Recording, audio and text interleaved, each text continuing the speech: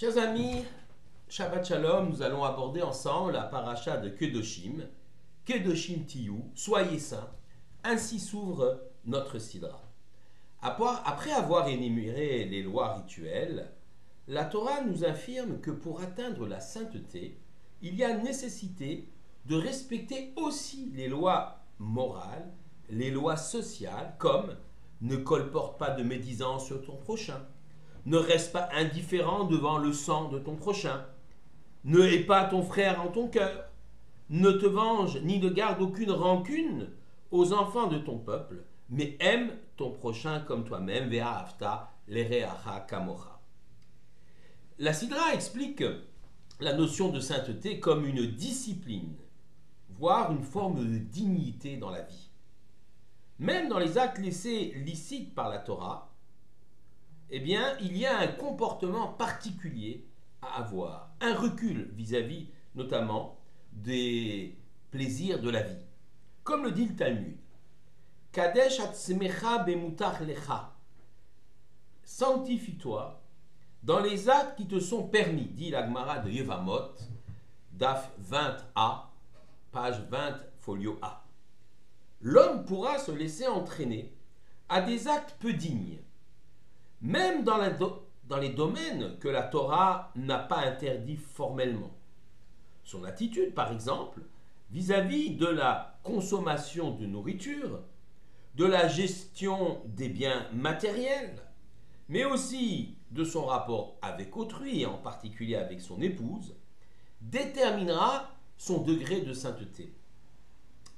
En d'autres termes, il n'y a pas que la pratique religieuse cultuelle, on va appeler ainsi, qui nous permet de nous élever à un degré de sainteté, mais il y a aussi le rapport si important dans notre peuple avec autrui, le rapport aussi avec le monde matériel, même dans des éléments qui nous sont permis. On peut se dégrader en consommant uniquement de la nourriture cachère, alors par une attitude grossière, gloutonne, et évidemment on n'accédera pas à la sainteté ainsi. Ainsi, il est aussi totalement illusoire de multiplier les chumrot. Alors qu'est-ce que c'est les chumrot? Ce sont des règles que l'on s'impose au-delà des règles de la loi. Les chumrot sont dignes et valables si elles procèdent d'une tradition familiale, par exemple. On peut citer chumrot,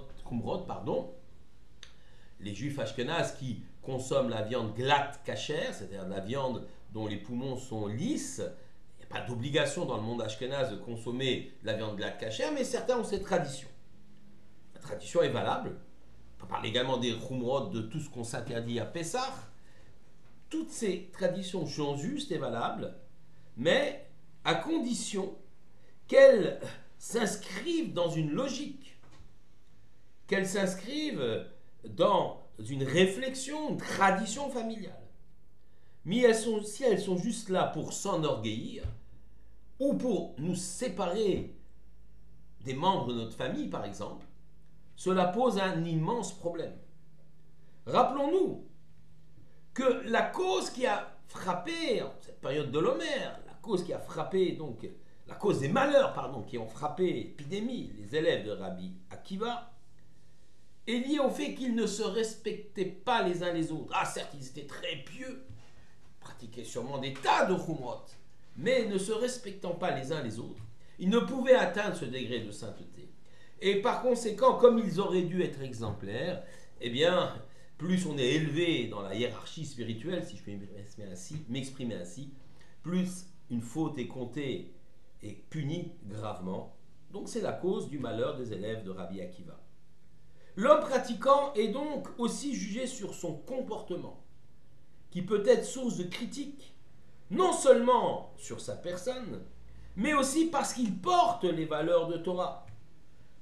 Un homme pratiquant ayant les signes extérieurs de l'homme religieux, qui ne se comporterait pas de façon adéquate, provoquerait ce qu'on appelle un chilul Hashem, une profanation du nom divin.